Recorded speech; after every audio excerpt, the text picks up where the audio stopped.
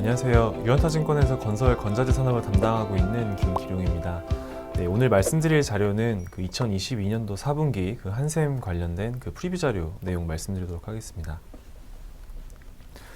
네, 2022년도 4분기 한샘 연결 기준 실적은 일단 매출액은 5,041억, 영업 손익 기준으로는 마이너스 172억 원, 그러니까 영업 손실을 기록할 것으로 추정을 하고 있고요. 이것은 시장 예상치에는 일단 낮아진 시장 예상치 대비로는 부합한 수준입니다. 그래서 4분기 역시도 이제 작년도에 계속 이어졌었던 주택 매매 거래 감소, 그로 인한 이사 수요 둔화가 한샘의 리하우스 채널을 비롯한 전반적인 B2C 채널에 대한 매출 성장 둔화 기조로 좀 이어질 걸로 보고 있습니다. 역으로 이제 회사에서는 계속 이제 매출 성장을 끌어올리기 위해서 계속 2022년도 3분기에 이어서 지금 하고 있는 어떤 TV 광고를 비롯한 전반적인 마케팅 강화나 컨설팅 비용 이런 것들이 좀 손익 개선을 제한하는 요인으로 좀 작용할 것으로 보고 있고요. 한샘이 제조하고 있는 부엌 가구 같은 경우 주요 이제 원재료로 쓰이고 있는 파티클 보드라고 하는 PP 가격 같은 경우는 이제 최근에 조금 하락하는 부분들은 나오긴 하지만 실제 구매부터 투입될 때까지 들어가는 그런 레깅 효과 때문에 당분기 실적에 반영되는, 그러니까 4분기 실적에 반영되는 원가 절감에 대한 효과는 좀 크지 않았던 것으로 좀 파악이 되고 있습니다. 그래서 올해 좀 기대할 수 있는 한샘의 변화다라고 하면 이제 첫 번째가 온라인 쪽 역량 강화를 위한 디지털 플랫폼이 런칭될 예정입니다.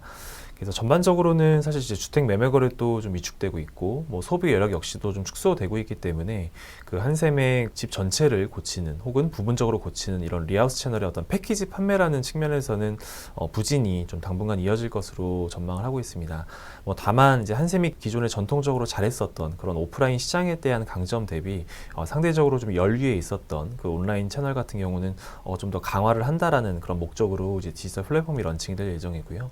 이 부분이 이제 런칭이 되게 되면 아무래도 가구나 혹은 집 전체를 고치는 데 니즈를 가지고 있는 소비자가 실제로 한샘의 오프라인 매장에 방문을 해서 이제 그 안에서 이제 직원분들과 어떤 상담, 견적을 받고 계약에 이르는 그런 일련의 과정들을 하게 되는데, 이 온라인 채널 같은 경우는 어쨌든 디지털 플랫폼이 런칭이 되는 경우에는 이제 고객이 집에서 손쉽게 온라인을 통해서 본인이 살고 있는 어떤 집과 그리고 집을 어떻게 고칠 건지, 그리고 거기에 대한 어떤 정보에 대한 부분들 역시도 조금은 더 용이하게 좀 편리하게 그런 이용할 수 있다라는 부분에서는 한샘이 상대적으로 오프라인 대비 좀 여유에 있는 이런 온라인 채널 강화, 그리고 온라인 역량에 대한 강화에 대한 부분들이 결국은 전반적으로는 이 B2C 인테리어 리모델링이라고 하는 이 시장 내에서 한샘의 어떤 영향의 확대에는 좀 기여할 것으로 그렇게 좀 예상을 하고 있습니다.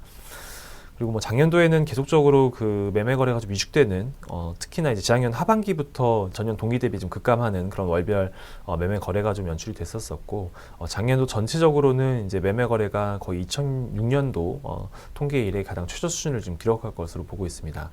다만 이제 올해 들어서 이제 정부의 좀 연이은 규제 완화에 대한 효과들, 그리고 작년도에 매매 거래가 역대 최저 수준을 기록을 했다라는 부분들을 감안해 보면, 그런 작년도의 매매 거래의 어떤 낮아진 기저 효과 등등을 감안해 봤을 때 그런 부분들을 이제 종합적으로 보면 한샘의 리하우스 패키지 판매라는 회복 측면에서는 좀 긍정적인 요인이 될 수 있지 않을까, 이렇게 좀 전망을 하고 있습니다.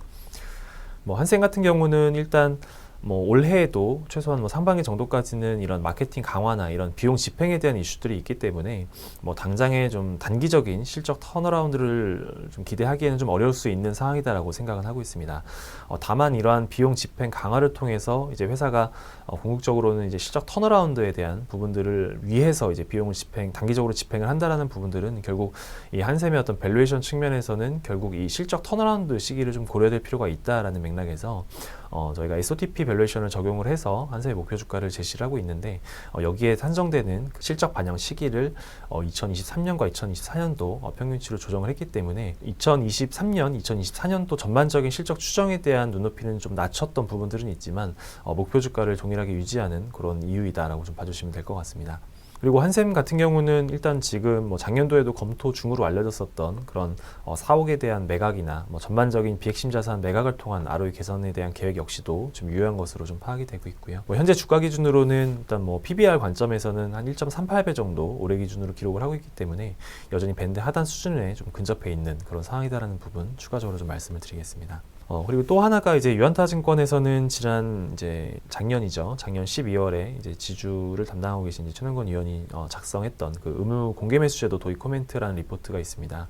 여기에 리포트의 주요 내용은 이제 PE가 대주주인 경우, 그리고 그 대주주가 가지고 있는 지분율이 25%에서 50% 사이인 기업을 중심으로 해서 의무 공개 매수제도 적용이 되었을 때 그러한 좀 시장의 관심도가 좀 주목될 수 있다라고 좀 전망을 한 바 있고요. 그런 맥락에서 지금 현재 한샘의 최대주주인 그 IMPE가 한샘에 대한 지분율을 한 28.3% 정도 들고 있기 때문에 이러한 그 의무공개 매수제도 도입에 대한 부분들도 한샘의 어떤 일반 주주들 혹은 주가 측면에서는 좀 긍정적인 요인으로 작용할 수 있다. 이 부분까지도 좀 추가적으로 말씀을 드리겠습니다. 네, 이상으로 오늘 준비한 2022년도 4분기 한샘 프리뷰 자료 관련된 발표 마치도록 하겠습니다. 감사합니다.